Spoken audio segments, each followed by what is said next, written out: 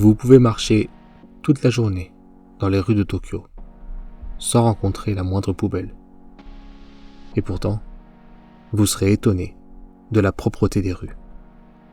Bien sûr, vous trouverez toujours quelques mégots ou canettes ici et là, mais de manière générale, l'espace public sera nickel. Pourtant, vous ne verrez aucun employé de la ville en train de balayer les trottoirs.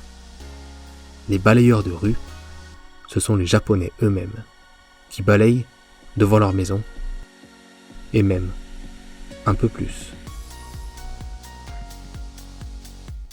Il n'y a pas de poubelle et les rues sont clean, ce qui est assez paradoxal, vous l'accorderez. Imaginez Paris sans poubelle, ni benne à ordures. Non, finalement, on va s'arrêter tout de suite. Mais on va pas se le cacher. Chez nous, il y a des poubelles tous les 200 mètres. Et souvent, la propreté laisse à désirer.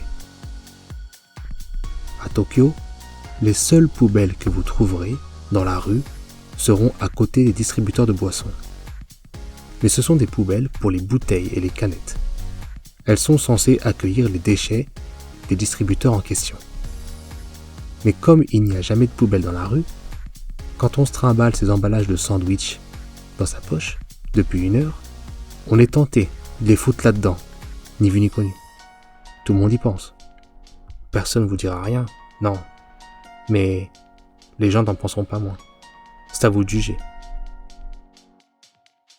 Si vous visitez le Japon, et surtout Tokyo, je vous conseille de toujours avoir un petit sac plastique dans votre sac à dos. Il vous sera très utile. Sinon, vous trouverez des poubelles dans les combini. Vous savez, ces petites supérettes ouvertes 24 heures sur 24. Cependant, vous ne pourrez y jeter vos déchets que si ces derniers viennent de la supérette en question.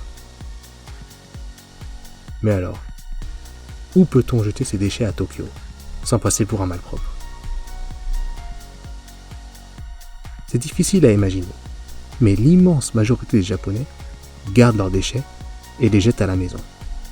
Ou alors, s'ils trouvent par hasard sur leur chemin une poubelle, ils en profiteront pour y jeter leurs mouchoirs, emballages et autres, accumulés pendant la journée. Vous trouverez aussi parfois des poubelles dans les parcs ou sur le quai des gares. Pourtant, le matin, la ville de Tokyo nous montre un autre visage. La première fois que l'on voit ça, on pourrait se dire « Tiens, les éboueurs sont en grève aujourd'hui ?»